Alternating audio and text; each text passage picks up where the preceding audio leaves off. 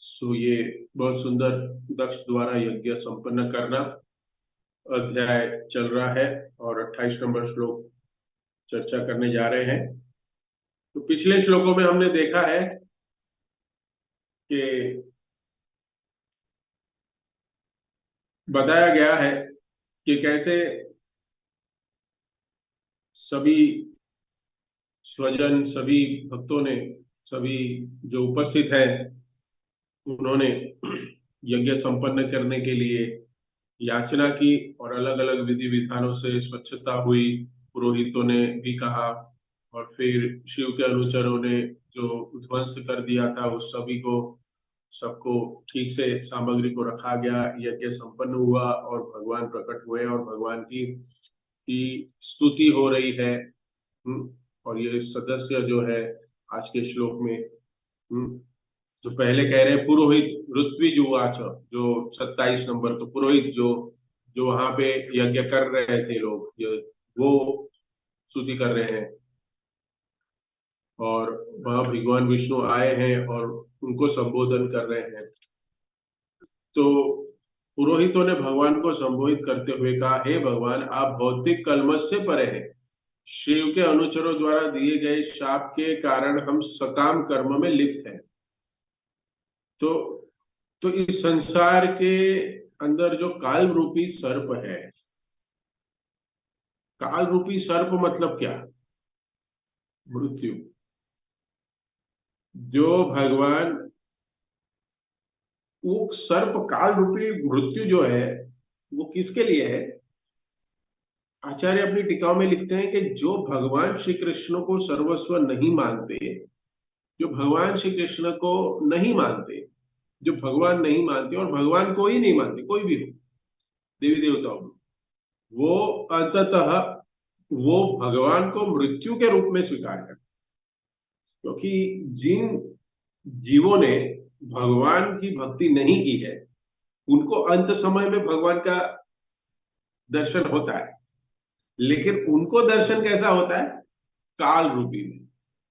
काल मुझे ले जाना है, ओ हो, मेरा इतना सब काम बाकी है, ये बाकी है, वो बाकी है, मेरे स्वजन क्या क्या होगा, मेरे घर वालों का क्या होगा, वो काल दिखता है, भगवान नहीं दिखते। अभक्त होते हैं, भगवान दर्शन देते हैं, लेकिन उनको मृत्यु के रूप में दर्शन देते हैं, काल के रूप में। और भक्तों को अपने साक्षात जो कृष्ण मूल रूप है उसमें दर्शन देते हैं। तो ये भक्त को दर्शन देना और अभक्त को दर्शन देना, दोनों में अंतर है। क्योंकि जो भक्त है वो भगवान को अपने रूप के स्वाद स्वीकार कर चुके हैं, अपने पूरे जीवन में स्वीकार किए हैं कि भगवान को जो रूप है वो सच्चिदानंद विग्रह है। ब्रह्मा जी क्या कहते हैं?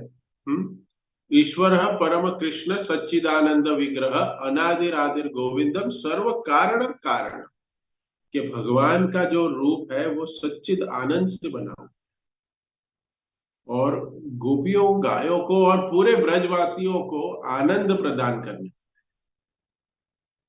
और जो गोविंद के नाम से जाने जाते हैं। लेकिन जो अभक्त है, जो नास्तिक है, वो भगवान को स्वीकार ही नहीं करते। तो वो भगवान उनको मृत्यु के रूप में दर्शन, और भक्त जो है, जिन्होंने अपना भगवत प्रेम उत्पन्न कर लिया है भगवान के प्रति, हाँ, उनको भी मृत्यु के पश्चात शरीर प्राप्त होता है। और उन व्यक्ति को भी जो भक्त नहीं है, उनको भी मृत्यु के बाद दूसरा शरीर प्राप्त होता है, दोनों को शरीर प्राप्त होता है। लेकिन मृत्यु के पश्चात जन्म दोनों का होता है, भक्त का भी और अभक्त का। ऐसा नहीं कि आत्मा निर्विशेष ब्रह्म में लीन हो जाएगी। लास्ट टाइम मैंने बताया था 5 प्रकार की मुक्तियों के बारे में, कि सब कुछ खत्म हो जाएगा। नहीं, आत्मा का अस्तित्व तो रहेगा ही। बता रहे हैं कि जन्म के बाद मृत्यु और सकाम कर्म में लिप्त है। कौन है सकाम कर्म में लिप्त? सन्यासी, वानप्रस्थी या ब्रह्मचारी? कौन सकाम कर्म में लिप्त है? गृहस्थ। गृहस्थ, गृह मेदी। हाँ। और हम जो सकाम कर्म में लिप्त होते हैं जिसके वजह से हमारा पुनर्जन्म होता है, तो जो अभक्त है वो इसको स्वीकार नहीं कर पाते। अरे किसने देखा है? हाँ, किसने देखा है मृत्यु के बाद का जन्म क्या होगा? पता नहीं, कहाँ प्रूफ है? कुछ है? कुछ नहीं है। मैं सोचता हूँ एक मूवी बनानी चाहिए, एक बॉलीवुड में एक मूवी बनानी चाहिए कि मृत्यु के बाद का सच। नाम नाम ही रख देना चाहिए उसका। हाँ, कोई अच्छा स्पॉन्सर मिलना चाहिए, तो उसमें हम लोग शाहरुख खान, सलमान खान, आमिर खान ऐसे लोगों को लेंगे। हाँ, और मूवी बनानी चाहिए। हाँ, मृत्यु के बाद की जर्नी। हाँ, सबको ऐसे कोड़े पड़ेंगे। मैं एक वीडियो देख रहा था, थाईलैंड में एक टेम्पल है, थाईलैंड में एक मंदिर है। वो मंदिर में, मैं सुन, मंदिर में नरक की पूरी रिप्लिका है, बोले तो नरक बना हुआ है उसके मंदिर के अंदर। तो उसमें अलग अलग प्रकार के जो, और उसमें डायरामा बना के ऐसे लिखा हुआ है कि अगर कोई ये प्रकार का पाप करता है तो उसको ये ऐसे दुख मिलेगा। मैं जो वो मूर्तियों बनाई है, और उसमें जैसे हम देखते हैं हमारे नरक के जो प्रोपाद ने भी अच्छी अच्छी पिक्चर्स जो प्रोपाद डिसाइपल्स ने बनाई है, वैसा ही उसका बनाया है। और उसमें क्या दंड मिलता है उसका चित्र, मीन्स उसका पूरा डायरामा टाइप एग्जीबिशन बनाया हुआ है। और वो मंदिर में बहुत कम लोग जाते हैं, क्योंकि वो मंदिर में जाके देखेंगे क्या कि ये तो सब हम कर रहे हैं और इसके हमको ये होगा, उससे अच्छा देखना ही नहीं। हम चुप बैठे हैं। हाँ? बुक डिस्ट्रीब्यूशन जब हम करते हैं तो हम क्या कहते हैं? हम जन्म मृत्यु की बातें करते हैं बुक डिस्ट्रीब्यूशन में। हाँ, तो लोग क्या कहते हैं, आप अशुभ बातें क्यों करते हैं? अभी गुड़ा के शो में जो अपनी भागवत सप्ताह कर रहे थे, उसमें मृत्यु के ऊपर बहुत बहुत भार दे रहे थे वो। तो मैंने प्रभु जी को बोला कि प्रभु जी ये सबको पसंद आएगा कि नहीं, कि मृत्यु के बारे में, शरीर के बारे में आप ज्यादा बता रहे हैं। तो बोलता है जो शास्त्र कहता है वही मैं बताऊंगा, सच है, सच है वो। हाँ, क्योंकि सत्य है, मृत्यु तो होने ही वाली है। हाँ, और मृत्यु के बाद क्या क्या होगा वो किसी को नहीं पड़ा। अभी हम जी रहे हैं, प्रेजेंट में जीना है, फ्यूचर में हमारे सिक्योरिटी के लिए बहुत कुछ करना है, लेकिन फ्यूचर के लिए, मतलब वो आगे का आगे क्या होगा उसके लिए कोई भी पॉलिसी नहीं है। लेकिन है इस्कॉन में पॉलिसी। लाइफ इंश्योरेंस वाले पॉलिसी बेच के जाते हैं, आपके मरने के बाद अपने बच्चों को ऐश और आराम, हाँ, मिलता है। अभी तो टर्म इंश्योरेंस आ गया है, लोग टर्म इंश्योरेंस करते हैं। मैं एक जानने वाला व्यक्ति को जानता हूँ, मैं एक बहुत ही करीब के व्यक्ति है। उस व्यक्ति का देहांत हो गया, और करीबी है, तो उसके परिवार वालों को 5 करोड़ रुपया मिला, टर्म इंश्योरेंस का 5 करोड़ रुपया। बिंदास अभी बीवी और बच्चे अमेरिका कनाडा घूम रहे हैं, बताइए।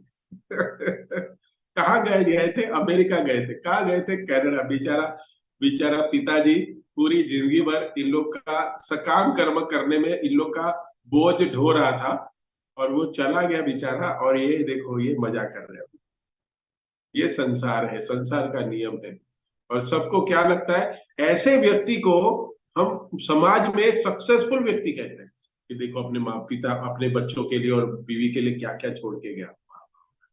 अरे लेकिन अपने लिए क्या लेके गया? अपने लिए क्या लेके गया किसी को नहीं पता। इसलिए तात्पर्य में प्रभुपाद लिखता है, किंतु यह परिस्थितियां कृष्ण को विस्मृत करने के कारण आती है। कृष्ण भावना आंदोलन इन समस्त मोहग्रस्त तथा दुखी मनुष्य को राहत देने के लिए है। इसलिए बुक डिस्ट्रीब्यूशन जब हम करते हैं, हम कहते हैं आप मरने वाले हैं। हाँ, हाँ, मरने वाले हो। तो कोई कहता है अरे मृत्यु की क्या बातें करो, तो शुभ शुभ बातें करो। हाँ, हाँ, समाज में बहुत सारे शुभ कार्य हो रहे हैं। नरेंद्र मोदी जी अभी शपथ ग्रहण करने वाले हैं।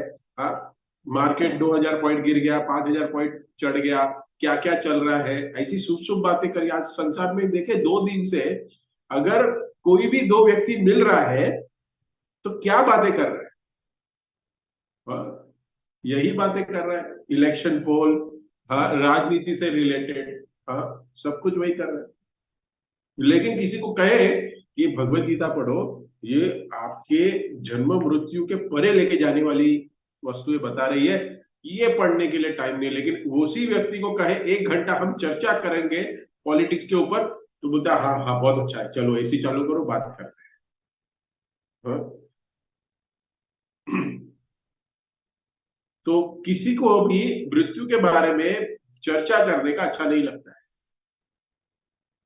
अगर कोई छोटा बच्चा अपने परिजन को पूछे, अपने सीनियर्स को, अपने घर में बुढ़ापे, जो बूढ़े माँ बाप है या दादा दादी है, उनको पूछे कि मृत्यु क्या होती है, उसके पश्चात क्या होता है, क्या होगा, आप मरने के बाद कहाँ जाओगे, कोई अगर पूछ ले पोता अपनी दादी को, एक झापड़ मिलेगा कि नहीं।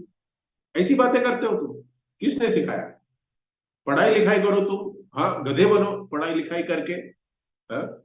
ये सब व्यर्थ की बातें हैं तुम्हारी, क्योंकि मृत्यु से सबको भय लगता है, और उसी भय के कारण मृत्यु के बारे में नहीं जानना चाहते। लेकिन जो कृष्ण का भक्त है, वो जानता है मृत्यु के पश्चात मुझे भगवान के धाम वैकुंठ जगत की प्राप्ति होगी, और जहां मैं बिना किसी कष्ट के अपने सच्चिदानंद स्वरूप में मैं भगवान की सेवा में संलग्न रहूंगा। ये भक्त समझता है, भक्त मृत्यु से नहीं डरता, मृत्यु को भय के रूप में नहीं मानता। जो अभक्त होते हैं, वो वो मृत्यु को भय के रूप में मानते हैं, और ये पूरे जीवन भर भयभीत रहते हैं लोग ऐसे। जहां भी मृत्यु के बारे में सुनने मिले, वो अवॉइड करते हैं। इसलिए अनुवाद में देखिए, इस द्वंद्व संसार के दुर्ग के काल रूपी सर्प प्रहार करने की ताक में रहते हैं। यह संसार तथा कथित सुख तथा दुख की स्कंदकों से भरा पड़ा है, ये संसार। और हम ये सांसारिक व्यक्ति है, हम लोग, हम संसार में बहुत संसार के चुंगल में फंसे हुए हैं। तो हमें ये समझना है, यहाँ पे जो सदस्य, ये जितने भी वहां पे जो इनवाइटेड गेस्ट है, वो भी भगवान की प्रशंसा कर रहे हैं, स्तुति कर रहे हैं। और कितना सुंदर, किंतु मनुष्य को इससे छुटकारा नहीं मिलता। किससे? क्या कहते हैं कि हमने बिजली की तार को पकड़ के रखा है और हमें करंट लग रहा है, लेकिन हम बिजली की तार को छोड़ दे तो करंट नहीं लगेगा भाई, तुमने पकड़ के रखा है। ऐसे ही इस संसार के सकाम कर्म को हमने पकड़ के रखा है, हमने पकड़ के रखा है, इसके लिए हम इस संसार में फंसे हुए हैं। और इस प्रकार अज्ञानी पुरुष जन्म मृत्यु के चक्कर में पड़े रहते हैं, और अपने तथाकथित कर्तव्यों के भार से सदा दबे रहते हैं। उनको क्या लगता है कि भाई मैं संसार में हूं, तो मेरा ये कर्तव्य है, ये सारे कर्तव्य है मेरे। क्या कर्तव्य है? कि परिवार का लालन, नहीं, सबसे तो पहला बड़ा कर्तव्य पढ़ लिखना के बड़ा बनना, अच्छा व्यक्ति बनना। सबसे पढ़ाई करो पहले अच्छी से, फिर पढ़ाई करोगे तो अच्छी नौकरी ढूंढो, हाँ? और अच्छी नौकरी ढूंढो तो अच्छी छोकरी ढूंढो, अच्छी छोकरी ढूंढेंगे तो अच्छे बच्चे पैदा होंगे, और फिर उनका अच्छे से पालन पोषण करो, उनको सुखी रखो, वो हमेशा सुख रहे, जो होने वाला नहीं। जितना भी प्रयास करो, वो कभी भी सुखी कोई रहने वाला नहीं, ना तुम सुखी रह सकते हो ना वो सुखी रह सकते हैं।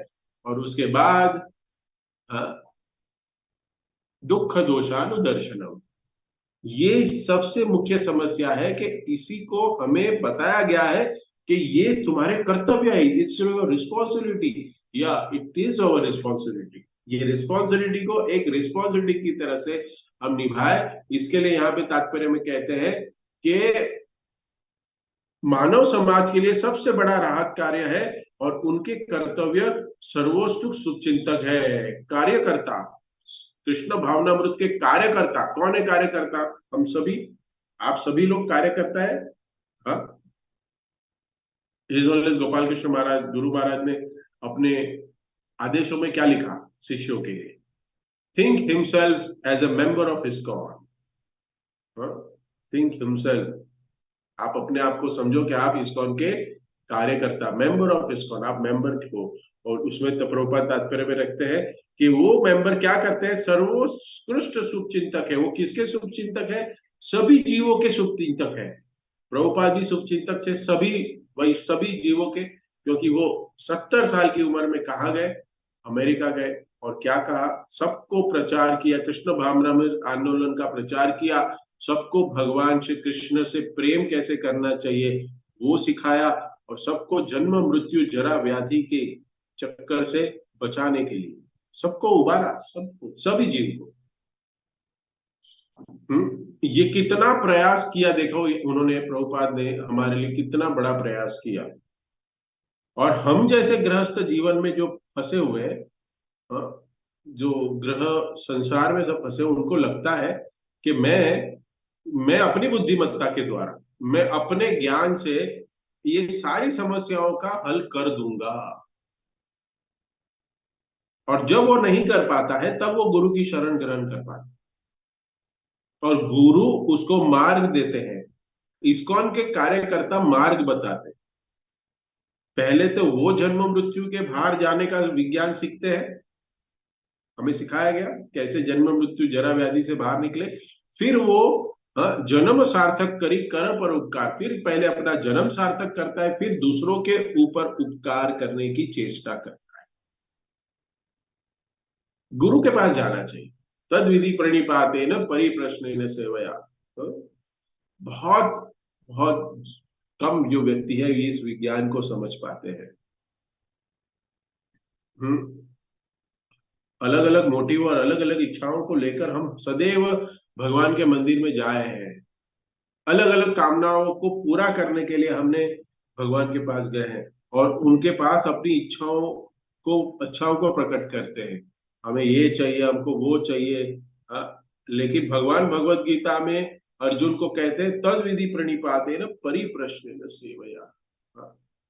ये जो भक्त होता है एक व्यक्ति, वो वास्तव में जो समस्या है, सबसे बड़ी समस्या हमारी जीवन की है कि हम जन्म मृत्यु जरा और व्याधि के चक्कर में फंसे हुए हैं। दुखा दोषानुदर्शनम, इस समस्याओं को कैसे मैं हल कर सकूं, इसके लिए गुरु के पास जाना चाहिए। और उसको मार्ग प्रशंसित करते हैं गुरु। और इस संसार में सबसे ज्यादा जन्म मृत्यु जरा व्याधि के चक्कर में जो भी पॉपुलेशन है हमारी, ज्यादा से ज्यादा पॉपुलेशन क्या सन्यासियों की है या वानप्रस्थों की है? किसकी है? कमेंट में लिख सकते हैं। गृहस्थों की है। गृहस्थ, अभी गृहस्थ और ग्रह वेदी आपको पता है, लेकिन सब इस संसार के सकाम कर्म में लगे हुए हैं। लेकिन ये जो गृहस्थ आश्रम जो है, हाँ, अगर कोई गृहस्थी के नियमों का पालन करता है और अपना कर्तव्य करता है, तो ये योगाभ्यास करके कोई गृहस्थ के नियमों का पालन करता है, साधन भक्ति करके गुरु के निर्देशन में, जो योगी लोग, जो सन्यासी और जो अज्ञानी लोग हिमालय पहाड़ों में जाके जो पाते हैं, वो घर में रह के, हम गृहस्थ संसार में रह के विधि विधानों का पालन करके, हाँ, उसको पा सकते हैं। यह गृहस्थ का सिद्धांत है। देखिए, आज भी देखिए कि अगर कोई हमसे पूछे कि हम गृहस्थ में हैं, हमारे पास बहुत सारे कार्य करते हैं, जैसे एक व्यक्ति ऑफिस में जाता है, उससे तो उसके 10 घंटे चले जाते हैं 24 घंटों में से। 24 घंटों में से 10 घंटे तो वहीं चले गए, 8 घंटे सोने में चले गए, 2-3 घंटा साफ सुथरी और अपने शरीर को मेंटेन करने में, 1 घंटा खाने में, बचा कितना? तो बहुत लोग प्रश्न करते हैं कि कितना करना चाहिए भक्ति, गृहस्थों को कितनी करनी चाहिए, हाँ, हम कितना भजन करें? तो गृहस्थों को कम से कम भजन बताया गया है, क्योंकि जिम्मेदारी, बहुत सारे काम है हमारे पास, जिम्मेदारियां बहुत है। इसलिए इतना करिए, कम से कम इतना करिए। शिल प्रभुपाद ने हमें कहा कम से कम, it's not 16 rounds, it's minimum 16 rounds का। हाँ, 16 माला जप करना ऐसे नहीं किया शिल प्रभुपाद ने। आप कभी भी उनका कन्वर्जेशन सुनिए, he always said minimum 16 rounds, कम से कम 16 माला जप करिए। तो कोई कह सकता है कि एटलीस्ट गृहस्थ को अपने जीवन में 4 से 5 घंटा, जो व्यस्त जीवन भी जीता है उसको अपने से 4 घंटा तो निकाल ही देना चाहिए भजन के लिए, 2 घंटा चैंटिंग के लिए, क्योंकि 16 माला तो करनी ही है। हाँ, फिर वो लेक्चर अटेंड करेगा तो कम से कम लेक्चर के लिए 1 घंटा, और 1 घंटा पढ़ाई करेगा, ऐसे 4 घंटा तो मिनिमम करना ही है, 4 घंटा निकालना ही है। आप लोग भक्त लोग तो सुबह शाम ज्यादा ही कर पा रहे हो। अच्छा है ये। तो तो ये हमें, तो इसका मतलब ये नहीं है कि बहुत डिफिकल्ट है, गृहस्थ अभ्यास नहीं कर सकते। हम्म तो जब करना ये बहुत सिंपल है। श्रील प्रभुपाद ने हमें ये जो प्रोसेस दिया है, जिसमें ये जो सदस्य जो बता रहे हैं, जो परिस्थिति को बता रहे हैं इस श्लोक में, ये जो परिस्थिति है, ये परिस्थिति को जो बता रहे हो, जो इस परिस्थिति में ग्रस्त फंसे हुए हैं, सुख दुख के चक्कर में फंसे हुए, उनको कैसे बाहर निकाला जाए, उसके लिए गृहस्थी कैसी होनी चाहिए, क्योंकि हम सब गृहस्थ हैं, कोई भी सन्यासी नहीं है यहाँ, हम ग्रह में है। इसके लिए सबसे बड़ा प्रोसेस शिल प्रभुपाद ने हमें दिया, हरे कृष्ण महामंत्र का उच्चारण करना, हरे कृष्णा कृष्णा कृष्णा हरे हरे, हरे राम राम राम हरे हरे। सर्वोच्च उत्कृष्ट उपाय। और ये बात तो निश्चित है कि जो अलग अलग प्रकार के भगवान भगवत गीता में योग बताए हैं, अष्टांग योग, ये ज्ञान योग, ये सब गृहस्थों के लिए, हमारे के लिए टोटली इम्प्रैक्टिकल है। उसके लिए एकांत में रहना होता है। और हमें गृहस्थों को समाज में रहने की आदत है, क्या ध्यान लगाए। अगर आप सोचो कि मैं एक रूम में हूँ, यहाँ पे पढ़ाई कर रहा हूँ, और अभी लेक्चर नहीं दे रहा, पढ़ाई कर रहा हूँ शांति से, तो अगर 2 घंटे में रूम के बाहर ना जाऊं, तो रूम के बाहर जो है वो टॉक टॉक करके बुलाएगा, अरे क्या हो गया तुम्हें। एकांत मिल ही नहीं सकता गृहस्थों को, क्योंकि हम साथ में रहते हैं। क्या स्त्री कोई घर में ध्यान लगाएगी, बैठे तब तक बच्चा रोने लगेगा। हाँ, और एक व्यक्ति भी क्या ध्यान लगाएगा, जी अगर ध्यान में लगा हुआ है, सुबह अच्छा है फोन नहीं बजता। हाँ, सुबह 2 माला हो जाती है हमारी, फोन बजे हुए, अगर दिन में माला करने बैठो, फोन के व्हाट्सएप, फोन के अंदर, फोन पे इतने, मोबाइल के अंदर इतने कॉल आना शुरू हो जाते, बेचारा क्या ध्यान लगाएगा। मिनट मिनट में बाधाएं आती, ध्यान नहीं लगा सकते। हाँ, गृहस्थों को अवसर मिला है, ये शिल प्रभुपाद ने इस्कॉन संस्था बना के गृहस्थों को एक अवसर प्राप्त कराया, जो यहाँ पे तात्पर्य में प्रभुपाद ने, क्योंकि ये भगवान चैतन्य के चरण चिन्हों का अनुसरण करते हैं, जो सभी जीवात्मा के परम सखा है। हर एक इस्कॉन का सदस्य परम सखा है जीवात्माओं। तो गृहस्थ धर्म, गृहस्थ धर्म में, गृहस्थ में अगर उसका धर्म का हम पालन करते हैं तो क्या मिलेगा। तो यहाँ पे कश्यप मुनि भागवतम में बता रहे कि उसको वही गति प्राप्त होगी जो योग साधना करके, बड़े बड़े योगियों को और तपस्या करके जो प्राप्त होता है, वो गृहस्थों को धर्म का पालन करते हुए गृहस्थी में रह के प्राप्त होगा। क्योंकि गृहस्थों के द्वारा ये जो सेवा हो रही है ना, आप सुनिए, ये जीवों की सेवा कर रहा है गृहस्थ, गृहस्थ कर रहा है, बहुत बड़ा कार्य है। क्योंकि गृहस्थ के ऊपर ही ब्रह्मचारी, वानप्रस्थ और संन्यास आश्रम डिपेंड है। हमारे डोनेशन के ऊपर ही मंदिर भी डिपेंड है। डोनेशन कौन दे रहा है, जो गृहस्थ में है वो डोनेशन दे रहा है।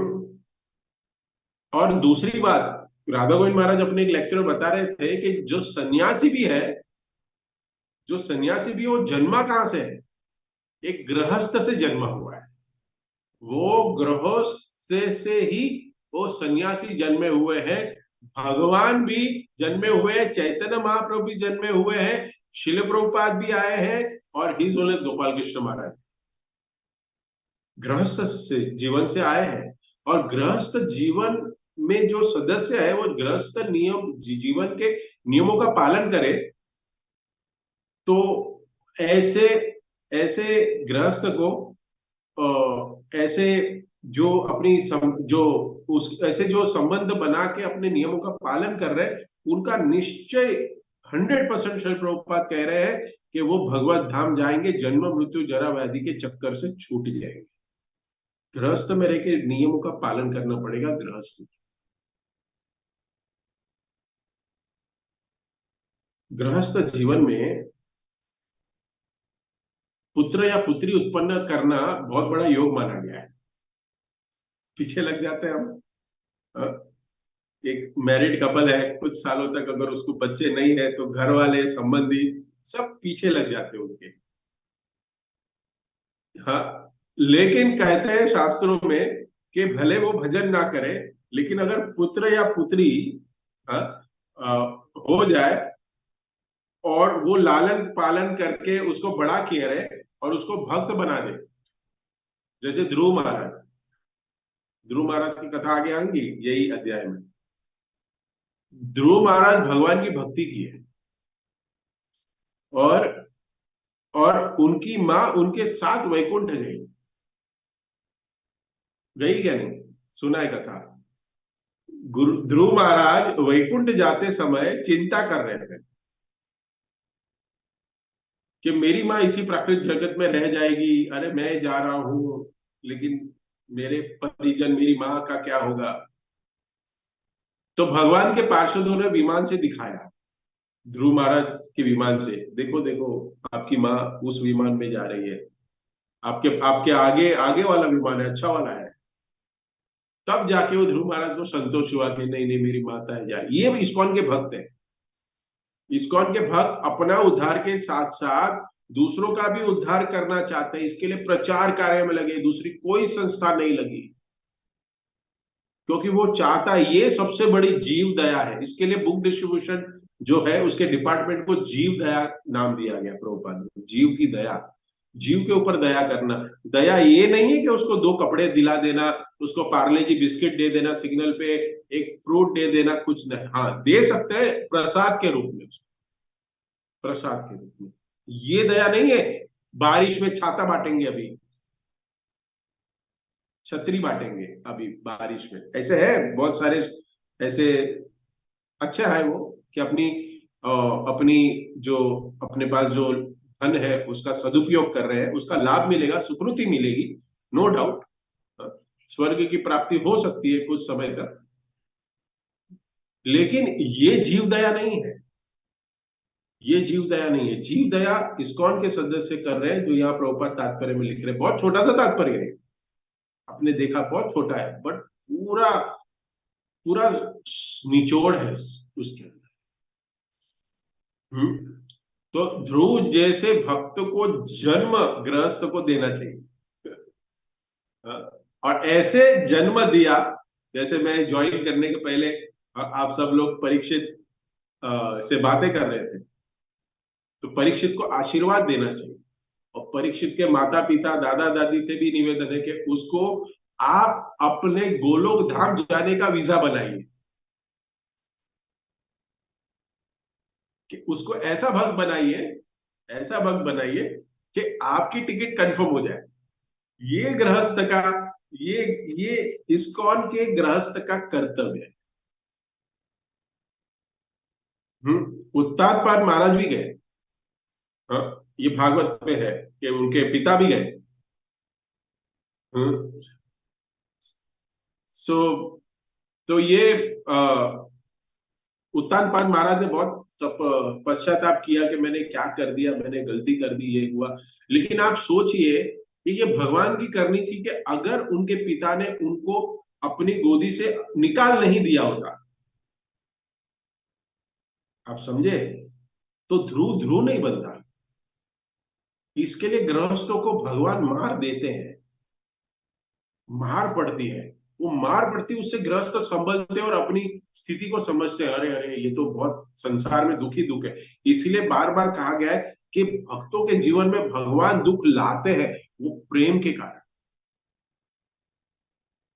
और हम लोग क्या समझते हैं कि भगवान, एक व्यक्ति मुझे फोन किए पर 10 दिन पहले कि प्रभु जी मैंने इतना भक्ति किया, मैं पहले से मैंने मांस भक्षण नहीं किया, मैं सब नियमों का पालन किया, फिर भी देखो भगवान मेरे साथ ये कर रहे हैं। मैं बोला कितनी माला कर रहे हो आप? तो बोलता एक हो जाती है माला।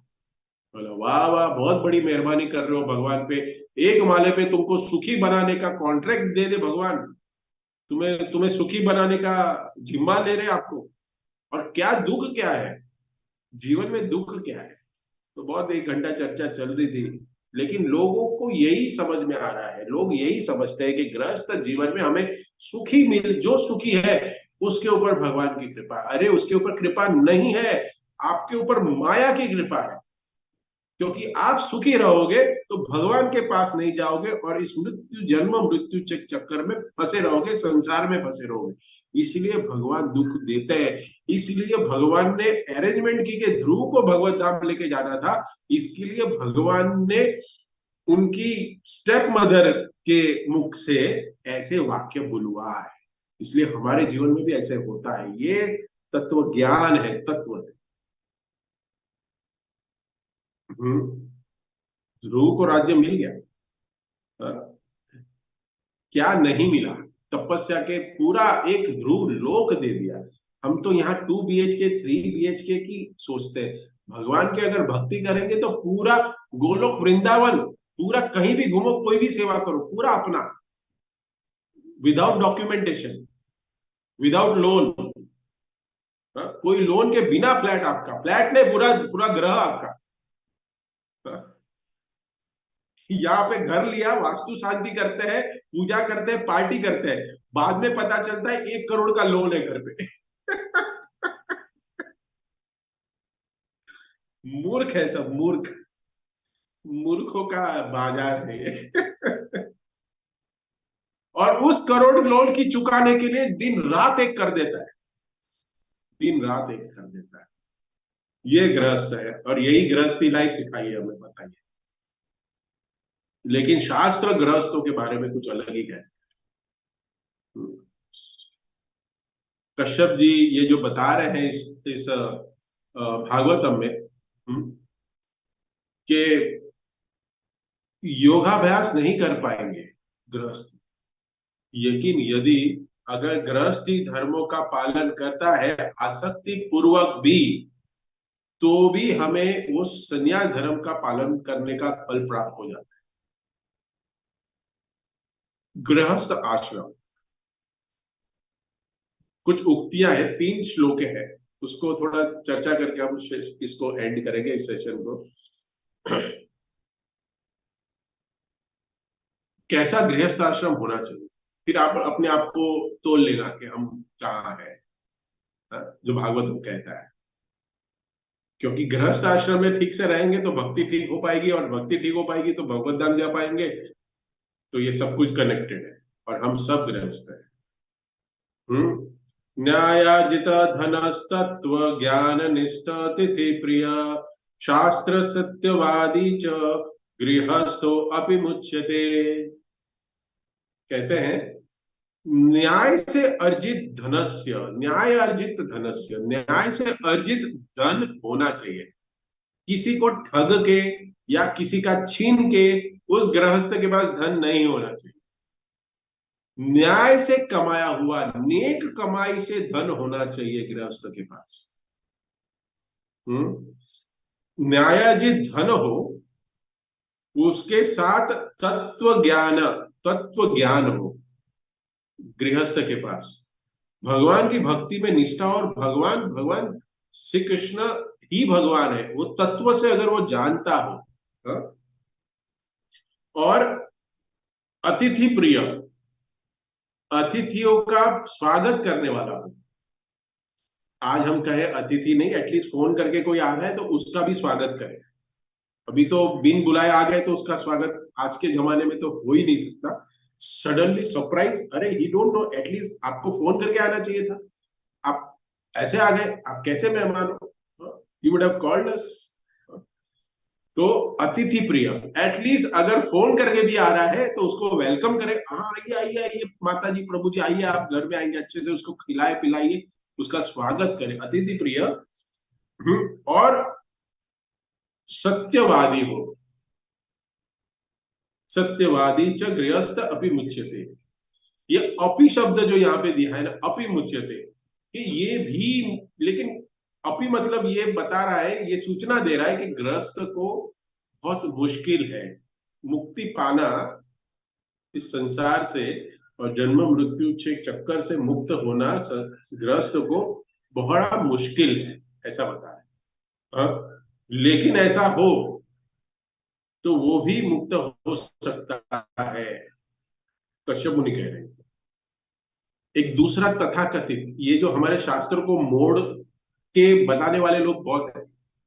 हाँ, तो एक कवि कहता है, कोई गुरु नहीं है, कोई भागवतम में नहीं है, लेकिन ऐसे ही कवि का एक वाक्य है, यदि च रमा, यदि च रमा यदि च रामा, अगर घर में रामा है, एक सुंदर स्त्री है, पतिव्रता स्त्री है घर में, यदि च रामा, यदि च रमा यदि च रामा, राम भी है और रमा भी है, लक्ष्मी भी है घर में, घर में सुंदर पतिव्रता स्त्री है, और खाने पीने के लिए धन है, लक्ष्मी है घर में, और यदि जो तनय भिने भी तनव प्रेता, और पुत्र जो है वो विनयी है, माता पिता का अनुगामी है, मतलब माता पिता की बातें मानता है,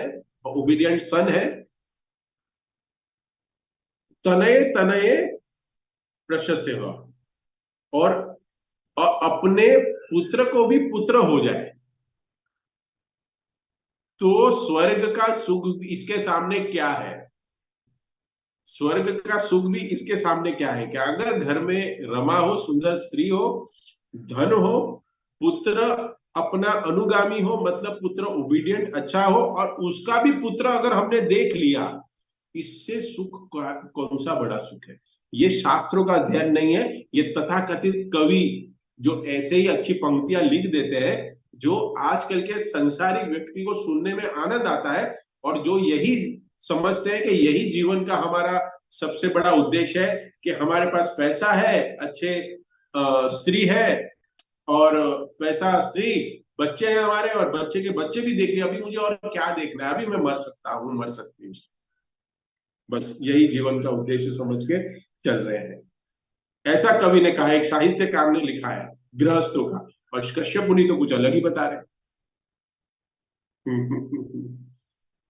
स्वर्ग की प्राप्ति, स्वर्ग से भी ऐसा सुख थोड़ी स्वर्ग में भी मिलेगा, ऐसा बता रहे वो कवि। धन, लक्ष्मी, पुत्रगामी, पुत्र का भी पुत्र हो गया, तो और क्या चाहिए मुझे।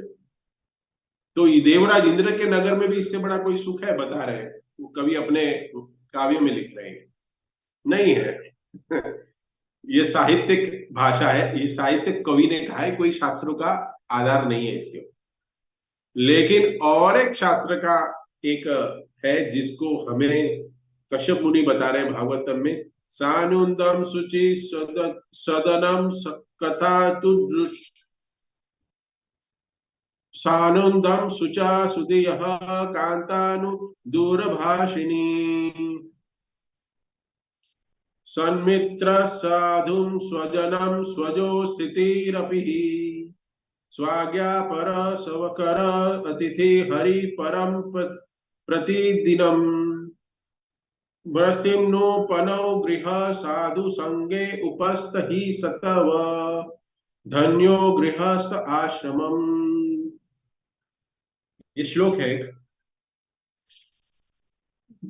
साधु संगम उपासते ही सततम, धन्यम गृहस्थ आश्रमम,